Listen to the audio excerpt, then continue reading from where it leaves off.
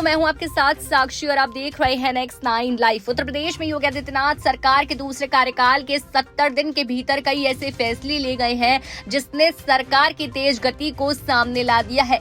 योगी सरकार का दूसरे कार्यकाल चुनौतीपूर्ण रहने की उम्मीद की जा रही थी, लेकिन शुरुआती एक्शन ने भविष्य के मार्ग दिखाए हैं। 71 दिन पहले यानी 25 मार्च को जब योगी सरकार 2.0 के मंत्रिमंडल का गठन हुआ था तो कई सवाल खड़े किए जा रहे थे।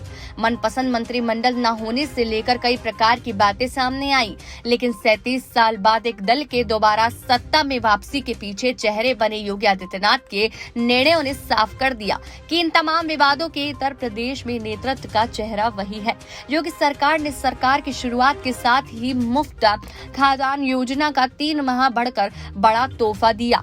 यूपी में सरकार बनने के साथ ही लाउडस्पीकर विवाद जोर पकड़ने लगा था। महाराष्ट्र से उठा तूफान दिल्ली हिंसा के दौरान भी गहराता दिखा।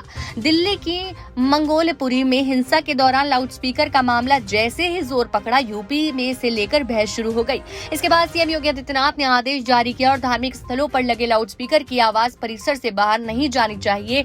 आवाज बाहर जाने की स्थिति में उसे जब्त किए जाने का आदेश दिया गया। नई किसी स्थल पर लाउडस्पीकर लगाने की अनुमति नहीं देने का फैसला लिया गया। योगी ने सबसे पहले गोरखपुर में बाबा गोरक्षपीठ मंदिर के लाउडस्पीकर उतरवाया और प्रदेश के हर धार्मिक संस्थानों में लाउडस्पीकर उतरने लगे।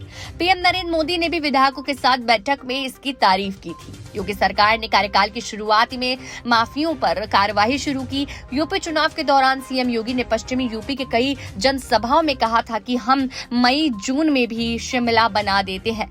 उनका ये बयान अपराध को रोकने के लिए कार्रवाई के रूप में सामने आया। सीएम योगी ने अपराधियों के खिलाफ कार्रवाई को दूसरे कार्यकाल की शुरुआत के साथ ही आगे बढ़ाया। इस तरह की कई दंगे के खिलाफ हो या कई ऐसी चीजें हों, घोषणा पत्र को जमीन पर उतारने की भी कार्यवाही हो, लगातार योगी सरकार ने इन चीजों पर काम करा। ऐसे और अपडेट्स के लिए चैनल को सब्सक्राइब करना ना भूलें।